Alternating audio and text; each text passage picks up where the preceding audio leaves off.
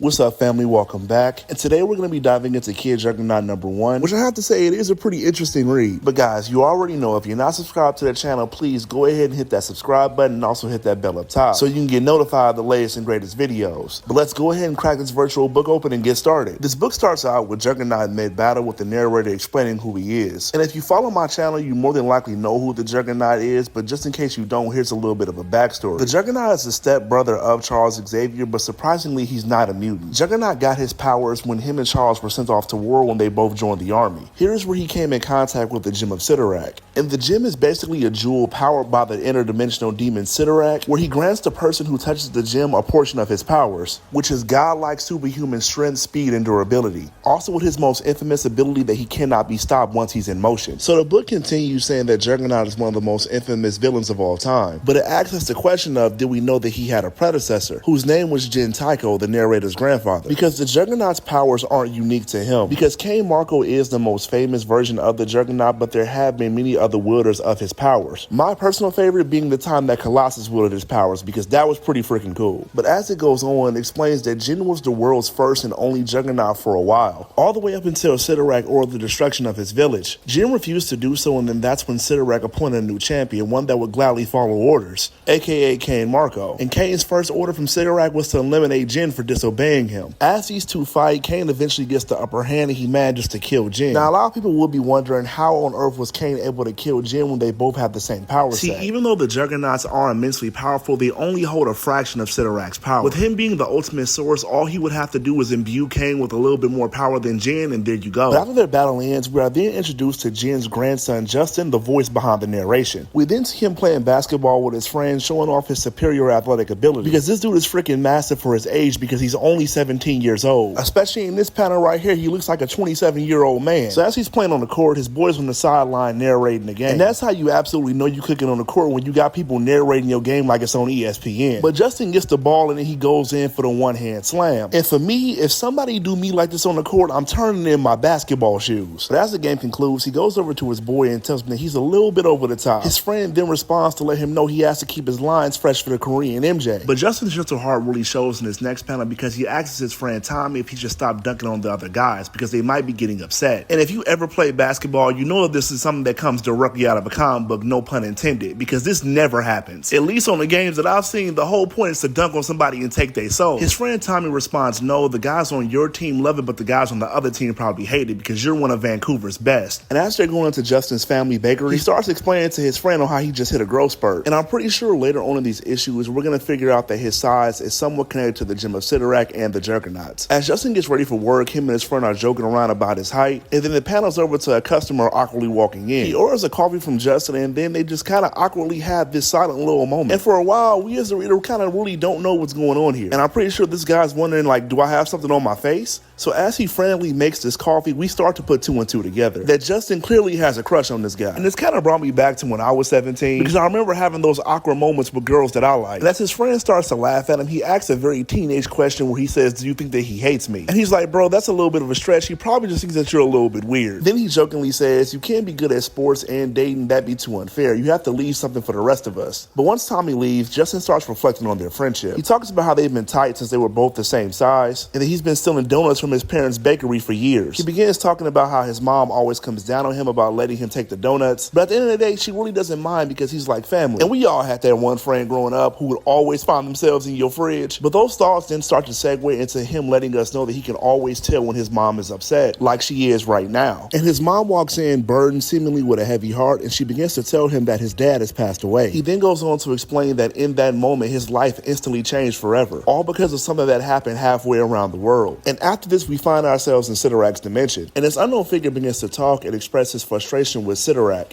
saying that Sidorak said that Justin's father would have the gem. And it's an unknown reason as to why they need the Gem of Sidorak, but Sidorak basically said, no, I said that he might lead you to it, but you got impatient, lost your temper, and now he's dead. But he says, I'm allowing you to get a second chance. He explains that the gem now lies with his next of kin, his son, so he wants him to go forth and find it and do what he must do. And he warns him not to fail him again. And with that, that's the end of this issue. But guys, we made it through another one. As always, if you stuck with me this long, I thank you so much for being a part of this journey with me. And guys, guys, please, once again, don't forget to like, comment, and subscribe, and hit that bell up top so you can get notified of the latest and greatest video. And if you got a comic you want me to review, please drop it in the comment section. I'm always open to new suggestions. Until next time, my anime family and my comic book consultants, peace.